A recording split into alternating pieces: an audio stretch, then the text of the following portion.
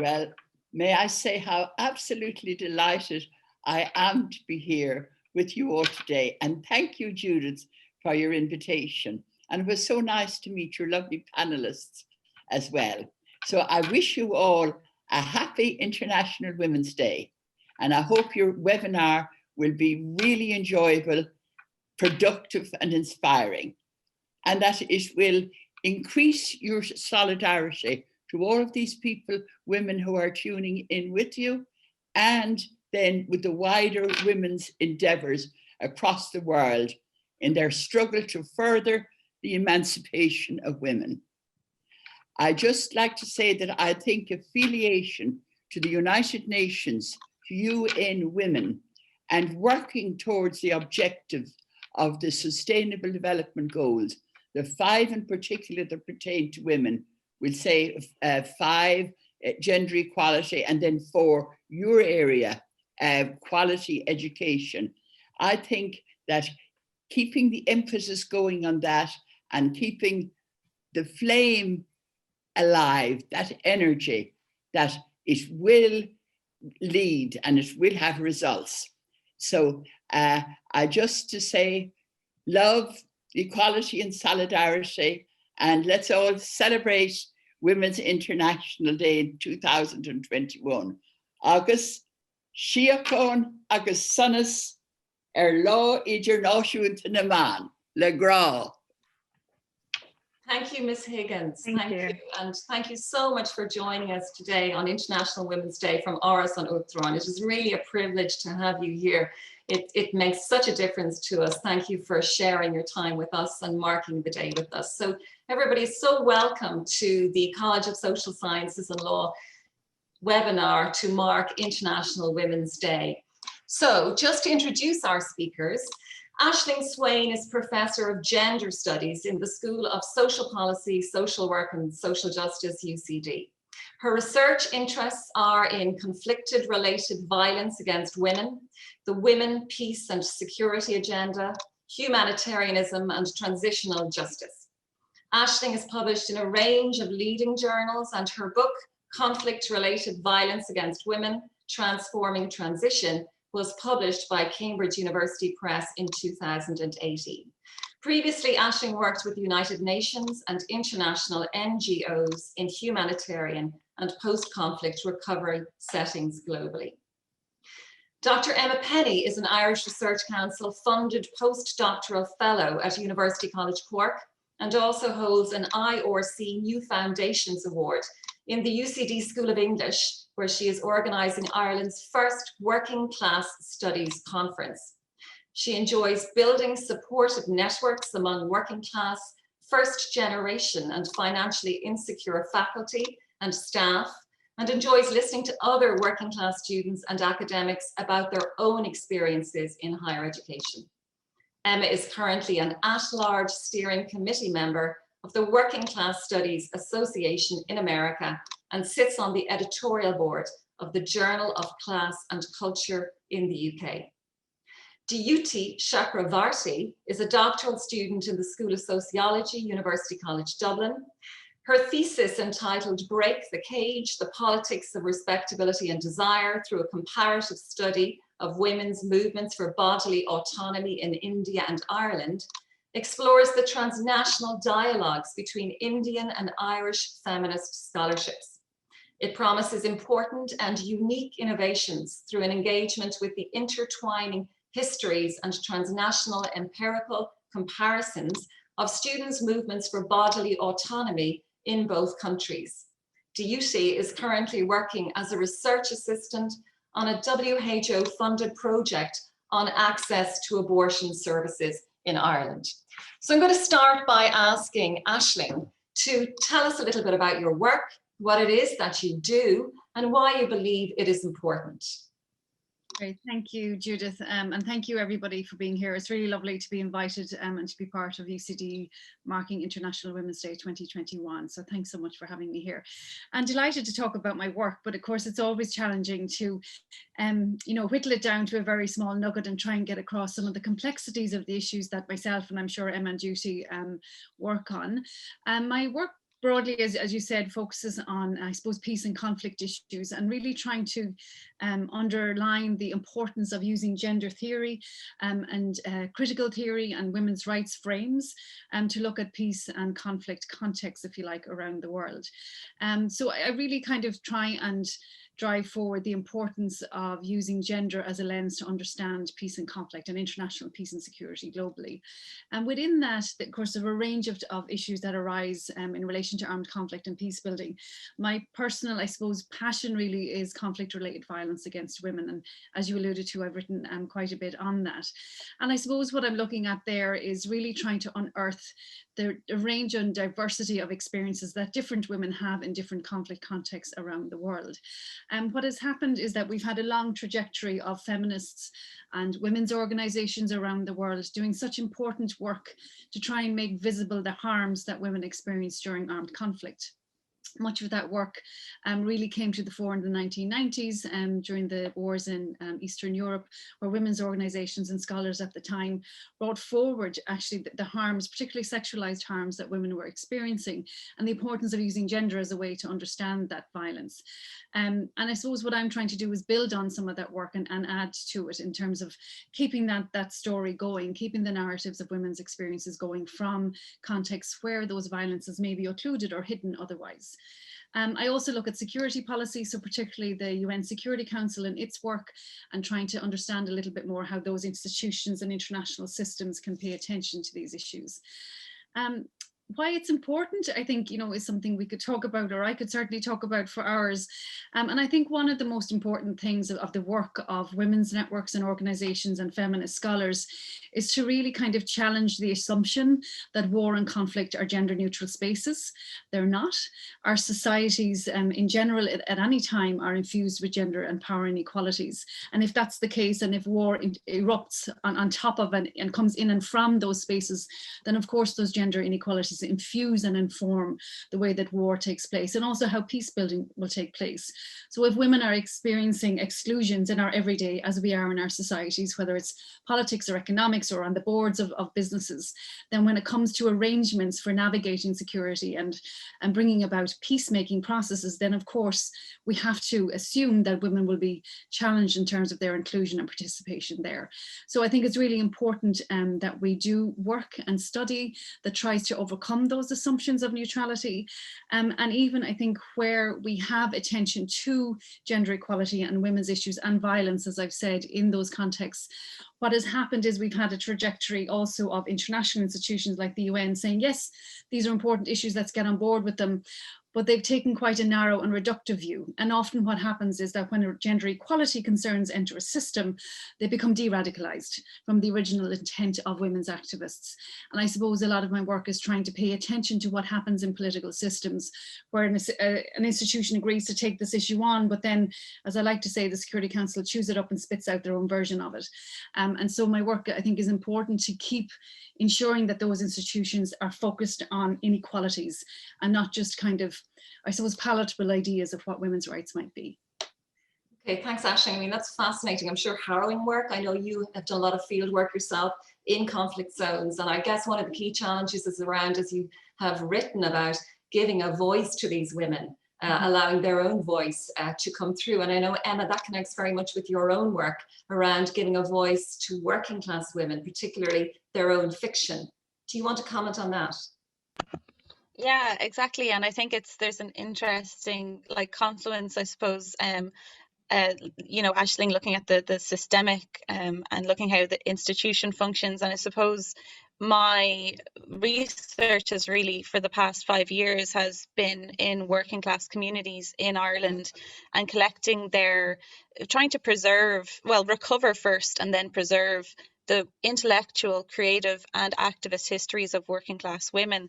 And what I kind of came across, I suppose, in doing that and starting that work, which I started in Kilbarrack, which is community, working class community in North Dublin, was that in the 70s and 80s, what we had was we had a publishing boom in these communities. So it wasn't just the rise of second wave feminism in the 70s and 80s, it was also a massive recession and the rise of high unemployment. So what my work tries to do, I suppose, is look at how unemployment was actually hugely significant to the development of the women's movement in working class communities, and to, I suppose, gather the, in the context of unemployment, working class women's feminism was published or funded by Back to Work or unemployment training schemes by FOSS and ANCO, and the output, or suppose the perceived output according to the state and according to those institutions of funding women's groups under those schemes, was that there would be increased labour market participation, right? But what these groups actually did, and there were hundreds of these groups in the 80s, what they were actually doing is they were taking the state funding, they were actually using it to publish and to write and to carry out creative and political projects. So I suppose that need to be covert leads directly to the fact that we have kind of lost that history. And I think it's interesting because usually when you're doing recovery projects like this, where you're trying to recover the dark documents and an archive of a marginalized or minoritized community, it's usually you're finding the books in private homes or in communities. And certainly there was a huge amount of the creative work that I collected in the community. But what's interesting is because the state at that time was kind of had a spotlight on poverty, it was the Combat Poverty Agency was huge at the time, and there was a lot of research being carried out in these communities. So a lot of their work is actually in institutional archives as well. So a lot of what I would do is go into the institutional archives and try and restore context where it's been lost. So to look at a text that is perhaps a combat poverty publication, but that was actually pitched and written and took place in a grassroots context. And I think so methodologically, I suppose what I would say is that we need to kind of open up, I suppose, our disciplines if we want to witness certain kinds of women's activism and certain kinds of histories that, mightn't fit the dominant frame. And what I find is that, working class feminism does need diverse methodological approaches in order to be witnessed. And I suppose why that's important is because, and this is something I was thinking about in respect of today, and why I would see that as important. And I think that's where it becomes future orientated, because we still have hundreds of working class writing groups and communities around Ireland, and their work is going nowhere. So they're publishing anthologies, and just like in the 80s, those anthologies are sitting in community centres or in private homes. There's no centralised archive.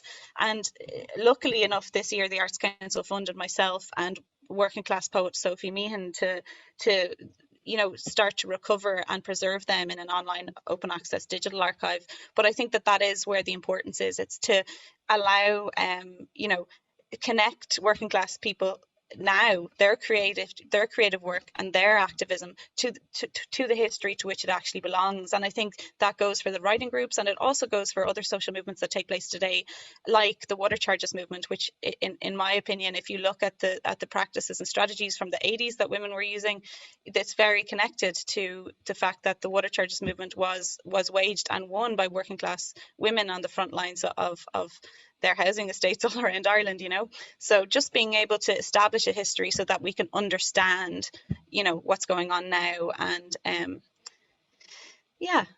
I think that's pretty much it for me on that Very question. interesting. What I find fascinating is that there are these archives, that there are these repositories where these documents, publications have been housed. I think a lot of people on the call will find it surprising to hear that there has been this history of working class women's fiction being written and being recorded and being archived. And I guess that in itself is wonderful. I suppose that there's an issue around safeguarding those sources and access to the archives. And I think your work in recovering the voices of those women through their fiction, is so important. And I think it's very, very under-researched.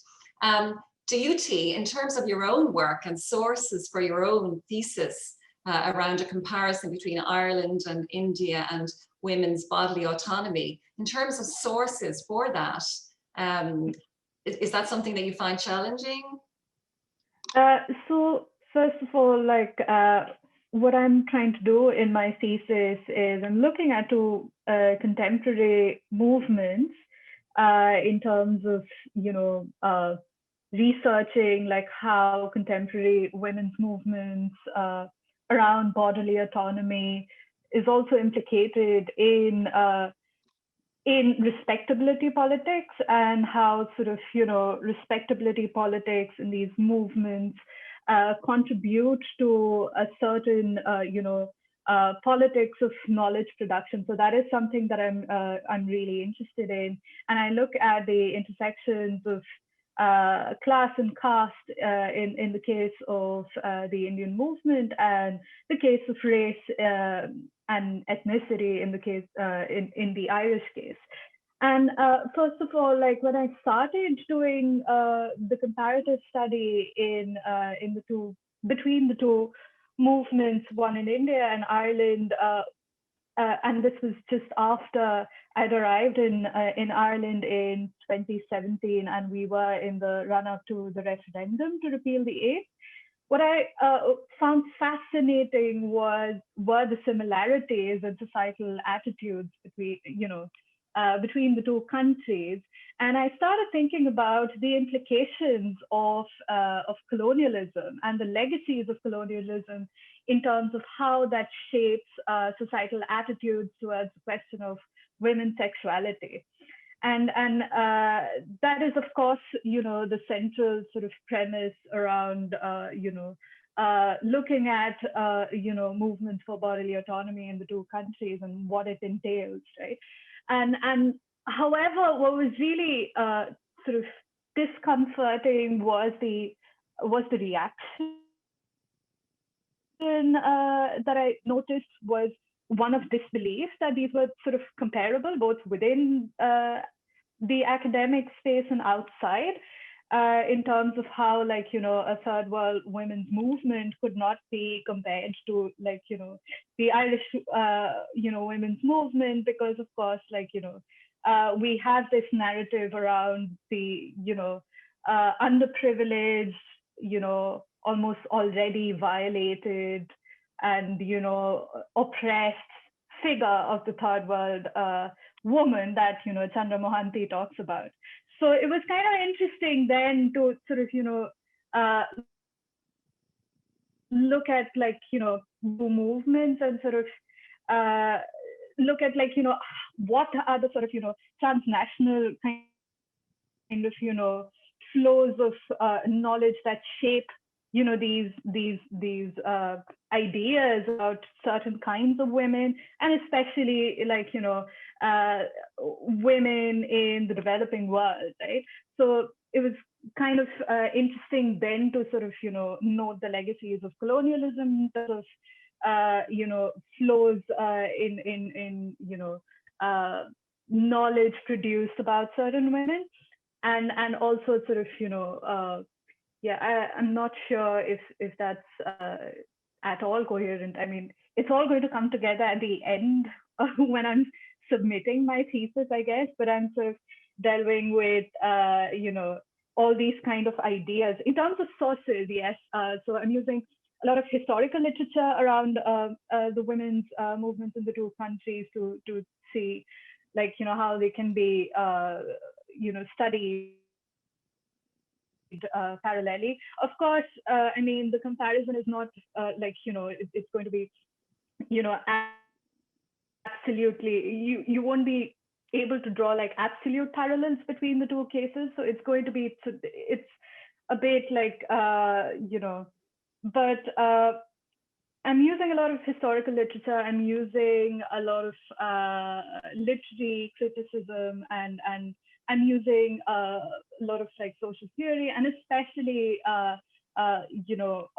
Southern theories to see like how in terms of dealing with respectability politics and its implications in the knowledge, politics of knowledge production around women's movements, how I can use like lessons from the movement in India to understand the one in Ireland. So I use a lot of interviews as a way to sort of navigate through sources. And then I also use a lot of material culture analysis around the movement in the two countries to bolster my sources. So, Duty, could I ask you? You mentioned stereotypes of women in the developing world, and as an Indian woman, growing up in India, now living here in Ireland, what triggered your interest in this area, and who are your role models growing up? Right. So I guess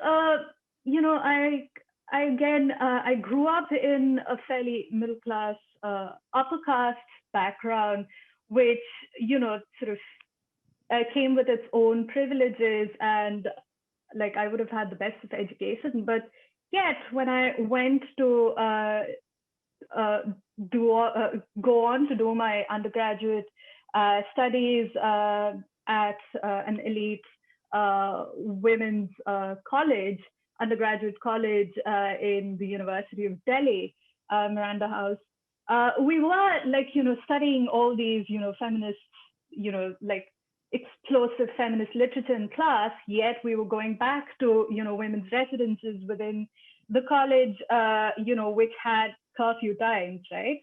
And so the movement that I actually researched is called Pinjra Tod, which literally translates as break the cage.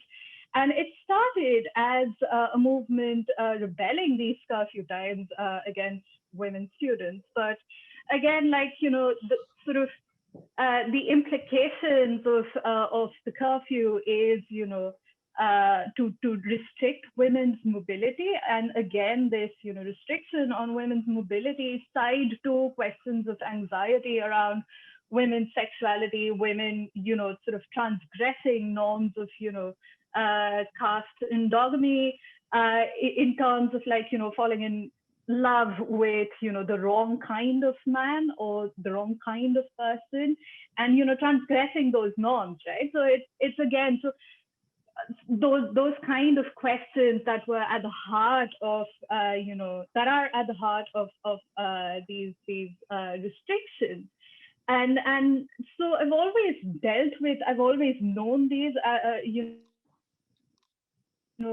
kind of contradictions that were there.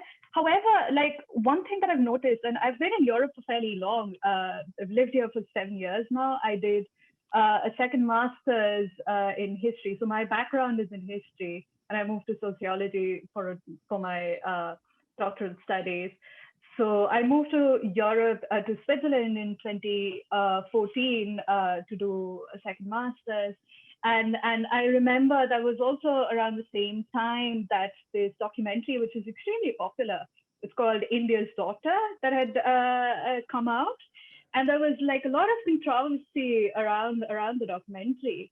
And yet, I found myself in sort of, this kind of a, very tricky situation in terms of how it was portrayed. And a lot of it was fairly accurate, but I think where my discomfort with it lay was in terms of the stereotypes it perpetuated, and also how the movie limited the voices of feminist activists on the ground who've been fighting against these oppressions, right? And also it's lack of acknowledgement of the fact that women across the world are grappling with patriarchy in their own context in different ways, right? So in different ways, and it's and in terms of sort of exoticizing one context, in fairly not distorted, but very alarming way was kind of uncomfortable for me to watch. And I think my reaction to it would have been different had I been in India. But here I was in Europe as an already racialized woman, watching it and having to like, then answer questions about like, oh, your country, like, oh, men in the country are just so, and this actually happened. Like, there was an Indian male student who was offered a position in Germany, which was later rescinded on the pretext that Indian men are predatory and they have no place in, German society. Like this had happened, like, in 2015. So, I mean, these are certain things and certain contradictions that I've been grappling with, and that was one thing that kind of egged me on to do a research on women's movements, and also like Pinjarator as a movement was started by university seniors of mine, two of whom are in jail at the moment under absolutely like, concocted charges by a very, vicious, vindictive government in power in India at the moment. And I mean, yeah, I mean, in terms of influences, like these women were in university, they were my seniors in the hostel, right? And we were all part of like, small scale, like, protests and demonstrations against like, the college authorities, right?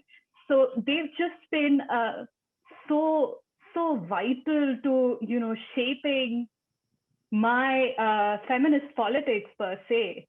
And so, I mean, yeah, they've just been like extremely important. Okay, thank you. Thank you, Duty. Emma, that's interesting that Duty mentions the way in which university women in university circles have inspired her and triggered reform movements. So in terms of your own work, working with working class women, the sort of level of social and cultural capital that university educated women have in order to start reform movements and to mobilize is often absent in working class circles. Can you comment on that? I think you're on mute, Emma. I was going to just say, yeah, how long do we have? I think it's like a central tension in the women's movement and has been for the last 50 years. And like, I think that it's often like described as a situation where there's hostility from working class activists when like the women's movement moved into the university, and there's this kind of like divide between community women and working class women, and there's a hostility from working class or community-based women, as they're often called, towards women who've gone into the university and developed professional careers. And like there's one reason for that, and the reason for that is working class women were not given the resources. They were absolutely left behind. Like to think that, you know, we've moved on and that access is open is an absolute meritocratic myth. Like if that was the case, I mean, like, and I've told you this before, Judith, but like I was in the final year of my PhD in UCD, and the head of the access office who'd been there, I don't know how long, told me I was the first person she'd met who'd come in on the disadvantaged grant or the special rated grant for disadvantaged students and gone all the way to complete a PhD. That's not a happy story for me. Do you know? That doesn't make me feel good. And like that, and that's not against her. Like the point is like, it's amazing that I've been able to do that. It was very difficult, but it's like both of us were kind of like, well, you know, like this shouldn't be the case. And I think that there is this great kind of idea of that, you know, our education system has opened up. And I'm just saying that I think like it is important to kind of like look at, you know, why there was a tension around that and why there might still be. It's because the resources and, you know, aren't there for people from working class or disadvantaged backgrounds in Ireland. And obviously that goes like a lot deeper. There's no such thing as having like a purely economic solution to what is so culturally and historically, you know, ravaged communities in terms of the lack of access to resources from a very young age, you know. So it really has to start, we have to go much further back than university, you know, because I remember I think it was in 2013, one of the was it the Labour government at that time, but they cut the special rate of grant for disadvantaged students, and I was in college at that time, and I just remember the feeling of like, oh my God, I'm going into the final year of my undergrad. what am I going to do here? Because like often for students on that grant, you're your own parents' safety net. You know what I mean? That's how that works. I mean, you're like, I was going to college at that time, and I was I was from a single parent household where we had 11,000 euros a year and a few siblings. So, you know, that grant was the only reason that I could go to college. So when they cut it, and I remember, never forget listening to the radio, and one of them said, well, you know, there just isn't enough uptake from the communities. There actually isn't the expected level of uptake from the communities that this grant is designed for. And I was kind of thinking to myself, well, yeah, well, I mean, can you go and actually fix the entire system before you offer people who are at the age of like 19 or 20, you know, 5,000 euros a year? And I think what you're talking about is probably about 10 years ago, but today we can still say the exact same thing: the intractable, intergenerational nature of education disadvantage, and how the system continues to fail. Yeah, and I guess exactly, yeah, and I think that's why, like, I suppose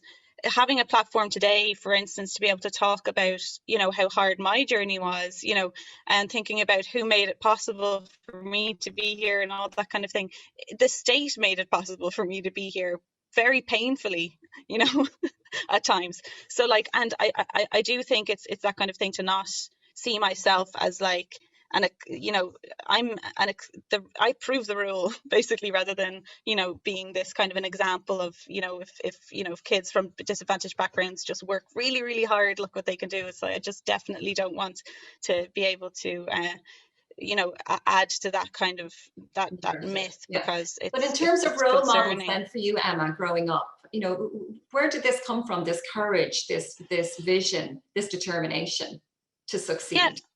Yeah, so I was just very, very lucky. Like I grew up like my mom, you know, had a lot of, she gave us a lot of sustenance, so not just emotional and psychological, but a lot of intellectual sustenance. So we moved around a lot, and it was literally like, okay, it's time to move house again, and we need 20 boxes for all the books in the house. So it was really just like us, the books, and heading around to wherever we were going to land next. So my mom, Chris Allen is her name, and she writes poetry, and she wrote poetry all my life. And so I kind of, and I think she's on the webinar today, is she? I think so. Hi, Mom. So yeah, like, and she was just, you know, self-educated person. So she had kids young, and was really interested in, you know, stuff. I remember she brought me to see Brian Friel's translations in the Abbey when I was 11, and I was like, Ma, I haven't a clue what's going on here. You know, that kind of way. So that kind of thing, just like but that's really that's what went towards, you know, my kind of beating the odds or whatever, which is exactly, you know, what it wasn't easy, and it was very, very difficult process. You know, I not only was I from the background that I was from, but I failed my leaving cert. So that was like a first bump in the road. And not only did I fail my leaving cert, but I failed English literature in my leaving cert, which is now my specialty. So I think it's an interesting journey from that perspective. And yeah, like I definitely did struggle all the while through with that kind of divide between, I go home and there's this experience, and then I'm here and I'm having this experience. And now I suppose like what my kind of voice is doing is, you know, trying to build this field of Irish working class studies from the perspective that we need the knowledge and the kind of intellectual history of working class people in academia. Methodologically, it's crucial. We need it across so many fields, but we also need the levels of access that will allow more working class people who want to come to university to end up here, you know. So I think those two things need to happen side by side. Yeah, fabulous. I couldn't agree with you more. We're having a lot of people coming through on the chat function saying, you know, that they agree with you that education continues to be very much a function of social class, and mobility through the system is hugely hampered with the lack of resources that a lot of kids need. Right through, I mean, it must, as you said, and it must start much earlier, not just at higher education, but it must start at primary, post-primary if we want to increase that pipeline. Ashling, maybe just turning to you because of the really unusual work that you do or have done in terms of research in conflict zones. I mean, what triggered your interest in that, and who were your role models growing up? Sure, thank you. And it's just been lovely listening to you and Emma, as you described your experiences and your interests. And just to say, I only got to UCD because I got a grant as well. I would not have gone to UCD. 6 kids, wasn't going to happen. And I was one of the first in my village to go to a university, and still am actually. And that's quite significant still. And I find that quite a good responsibility to carry actually, and it's very important. And my interest actually somewhat started at UCD, believe it or not, because I got that opportunity to go to a university.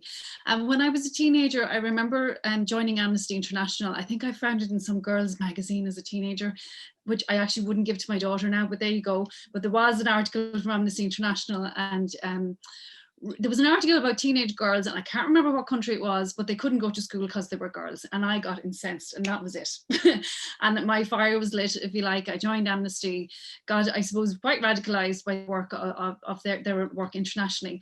And I was also, as a child, I think in a way that Judy has articulated very well, in the colonial overtones, I suppose, of Ireland's relationship with the Global South, and the very strong tradition of development work that we have here, which was a backdrop, I think, to all of our childhood education. Certainly when I grew up, it was there, but it was the Trócaire collection boxes or those kinds of traditions that we had. And that was always in my consciousness, I think, as a child. And then I came to UCD and I did a class, I did sociology, did arts, and I just remember, I just have this moment in my head where we had a class on gender and sociology, and I walked out and went, that's it. That's the thing. That's what I'm going to do. And now I understand my life and why I'm so angry about these things, right, as a teenager, and radicalized about these kinds of things. And I think it really helped me see what was driving me towards education and what was driving me towards justice. And then I just had this sense, and I, you know, as my father says, I don't know where you got that from, but I got this idea of global justice issues and those traditions, I guess, that were in Ireland. And I did a master's in humanitarian assistance, again at UCD. And we had one individual class, not a module, one class on gender, which, you know, back then was good going, I suppose. And there was a woman who taught that class, Monica Gorman, who's still involved in the development sector here in Ireland, who, you know, to me was someone who had been working in international organizations and was the gender person, as we're called. And it was kind of like, wow, it's real, it can happen, somebody can do this job. And she was so generous with her time, as I kind of stalked her and told her I wanted to do what she was doing. And so I think I had this mix of gender as a light bulb, and then a consciousness that came, I suppose, with childhood and with growing up in Ireland, with a particular kind of consciousness, I think, of the Global South at the time. And then I think that kind of drove me, and then that sparked that I wanted to do humanitarian work. So as you alluded to, Judith, I actually am quite late coming into academia itself. I did humanitarian work for almost 8 years on the ground. So I worked with Concern Worldwide, I worked with UN NGOs, UN agencies and NGOs, and I worked at UN Women Headquarters in New York and other places. And my first posting was out to the Albanian border with Kosovo in 1999, where the Milosevic regime had pushed people out of the country. We were delivering humanitarian services. And I think one of the most acute kind of moments, again, I had as I was trying to, I mean, I was, whatever I was, 22 years of age, trying to figure this stuff out, and was meeting some teenage girls and hearing their experiences, and then realizing that the aid industry and the organizations that I was in and affiliated with, which is this behemoth of a structure that comes in on top of these political dynamics that are happening, was absolutely and fundamentally ignoring the fact that women were there, and that certainly that girls were there, and that gender and gender inequalities were wholly infusing these contexts and what was going on, and realizing that those voices, that, and even, you know, so those voices are not being heard, but even now there is a movement and a shift towards, you know, gender mainstreaming in these institutions and getting these onto the agenda of international organizations. Still, it's only some women and particular women's voices that are being heard, and I think that kind of really drives me, because even where there's an effort to hear women's voices, it's a limited voice. And often, and what we see at UN headquarters particularly, is women have to speak a certain talk that's acceptable to political actors. And so the real challenges to the power, that you know, truth to power speak often is even not allowed. And so I ended up doing humanitarian work and left that with so many questions about global justice, about inequalities, about colonialism and racism, about sexism in the industry, and did a PhD to try and figure out what I'd been doing really for 7.5 years, if you like, on the ground. And that really helped me tease through and you know, some of what Duty and Emma have talked about in terms of scholarship, and how helpful it is to read what other women have written and how they have articulated their experiences and concerns with these. And you know, I think along the way, I have been very fortunate to work with women from the context in which I've worked. So I've been a Western European white woman, outsider going in, very conscious of that, really learned how important it is that whatever I do is led by and on the basis of what feminist and women's organizations are doing and saying in those contexts themselves, and that should be our job only, as far as I'm concerned. But meeting women who'd been through, you know, horrific experiences in warfare, had led you know, political movements and activist movements despite the dangers to their own lives, and you know, they were not just role models but women who, you know, you just want to get behind and you want to support in the work that they're doing. So I think along the way I've been very fortunate to be inspired by other women and also to learn my place in this, right, that what I can do, as given the privilege I've had to have the education, which is where I started from. If I get an education and these girls can't go to school, what can I do with my education? I think that's where it came from originally. And so yeah, I've placed myself probably in the more extreme ends of inequalities and poverty and warfare, but have learned so much from that and how best to not, I suppose, bring in the external European view, which I think Duty has been alluding to and articulated so well. Okay, thanks, Ashling. It's so interesting. So much of what you're saying resonates with me, and clearly with so many people on the webinar, because we're getting a lot of comments through on this issue of access to higher education based on social class. I know myself, myself and my sister were the first people in our entire extended family to go on to higher education. We came from a very working class background, went to a disadvantaged school, went to university on the ground, which is very challenging. But a little bit like what you were saying, Emma, a lot of that, when I think back on it, rested with my mum's strength, my amazing mother, who had never gone to school beyond primary school, but had this incredible understanding or belief in the value of education. And I think that has been so important. And it's the kind of sustenance, the emotional sustenance, Emma, that you mentioned earlier, I think that sustains us on that journey, even when we meet barriers, which we do when we enter higher education. It reminds me of that fabulous line by Virginia Woolf, we think back through our mothers if we are women. So maybe I'd ask the panelists now to comment on any message they have for women on International Women's Day who are attending this webinar. Duty, what message would you have?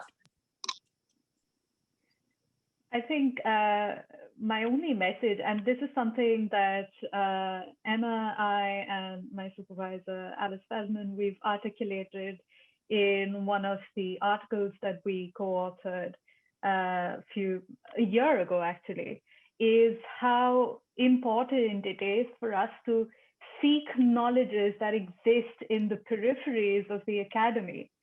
And, you know, and how that, like, you know, something that Emma, like, beautifully articulates in her thesis, actually, which I've been reading for the last month or so, and she calls it transperipheral connectedness, right?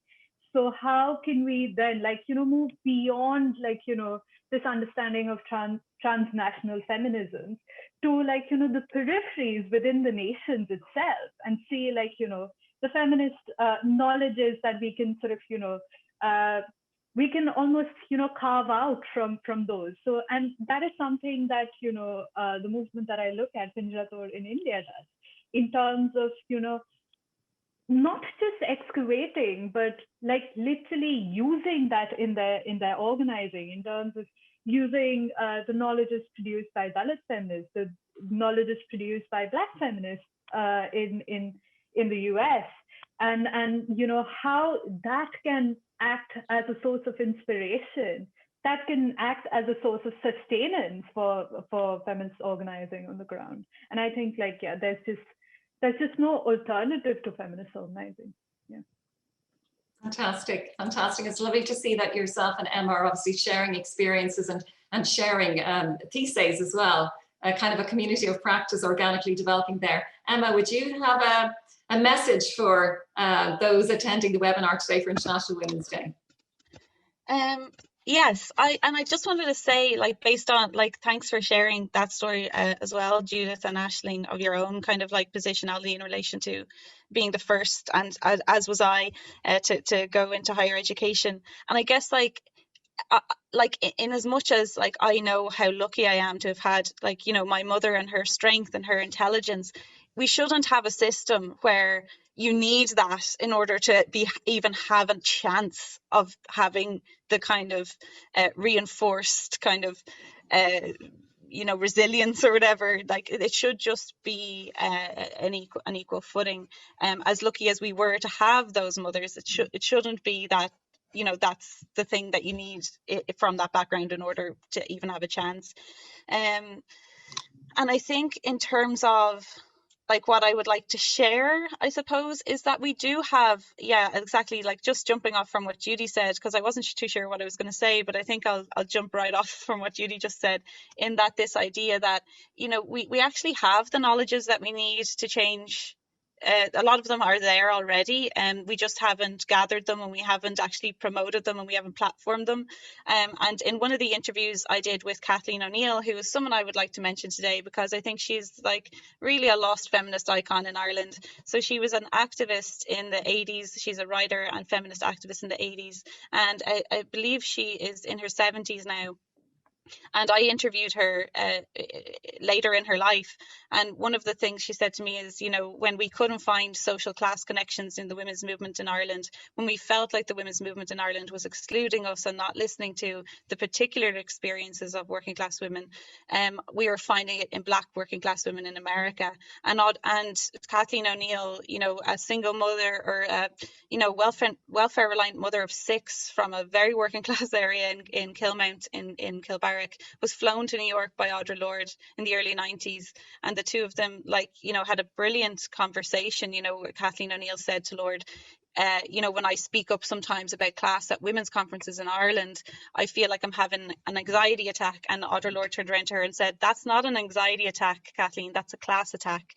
Kathleen came back to Ireland and devised a play in her community called Class Attack. So we do actually have a post-colonial feminist intersectional activist history in this country. We just haven't listened to it, and we just haven't recovered it, and we haven't recorded it, and we haven't preserved it. So I think it's just about, you know, maybe taking a second look at the second wave and seeing what we've perhaps left behind. Good. So we can understand our futures better, so we can understand our present better.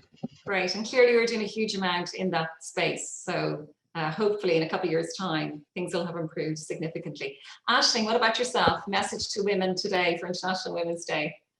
That's a heavy one.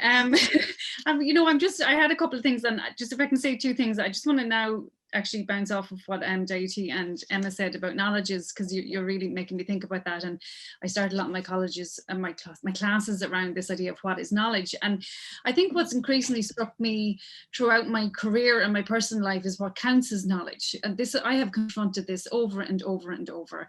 And I think as women, we really need to kind of be clear about what we count as knowledge, because the classes I have run in the past, and I'm new to UCD just to say that, but classes on gender, war and peace, classes on gender policy in the global, all that kind of thing. I've had so many evaluations and pushbacks that said, well, it's too sentimental. So basically women's lives and justice around women's lives is not adequate or valid knowledge. And I think, you know, a short story is like when I was working in Darfur, I remember, you know, I was working with women, hundreds of women who've been raped every day, and walking into UN offices and saying, look, here's what's going on. I know where they've told me where these gangs of men are. I'm telling you, can you get the peacekeepers, blah, blah, blah, blah, blah. And the peacekeeping, you know, institution kind of saying, you don't know what you're talking about. We're the security people. We know where these guys are. And no matter how many women kept telling me the same story, I wasn't listened to as a white woman. They certainly weren't listened to as Sudanese women. And I went and did a PhD so that I could walk into those rooms and be Dr. Swain. And guess what? I'm listened to now. And that's wrong. You know, I don't agree with that, but I have used the system to get the title that allows me to walk into a room and be listened to. So I do get invited now and the UN listens, that kind of thing. So what counts as knowledge? Why isn't a woman, whoever she is, wherever she's from, wherever she's situated, when she tells us something, and we should listen to it, and that's knowledge. And I think part of that message then is for our institutions and for our universities. Gender studies is important. I wouldn't be sitting here if I didn't have one single class on gender. We have a larger program here at UCD, which I'm delighted to join. And I think the importance of having frames of understanding knowledge like gender and critical theory and colonial theory, and the class theory that Emma, I'm sure, is working in, that those frames are so important, and that I think that the restricting of the space around knowledge and academy, and we see this happening globally, that these kinds of issues cannot get squeezed out. We have to have these classes available for students and these frames of constructing knowledge. And I think for all of us to encourage the knowledge of the everyday, which is what feminism is about, the knowledge of the everyday, whoever's everyday that is, for that to count as knowledge, and for our universities to continue to support that as knowledge. Fantastic, yeah. It reminds me of a quote, and Anya Hyland, Professor Anya Hyland is attending this webinar. She'll recognize this. There's a quote at the beginning of one of the readers for female students from decades ago, and the quote is, "Knowledge should not elevate her above her station." So I think that sums it up. Emma, we have a lot of questions coming in, and we're almost at the end of our session, but there's a lot of questions coming in relation to social class and access, because I think we've sparked a bit of a debate here today and a discussion, which I think is really powerful. So there's a question, Emma, that I'm going to ask you that's come in from one of our attendees. Education, and higher education in particular, is clearly structured along middle class lines, espousing middle class values, and indeed overtly exclusive and excluding. What would you say to someone from a marginalized background who is trying to negotiate this domain and still hold on to their own identity? Yeah, wow, what a great question.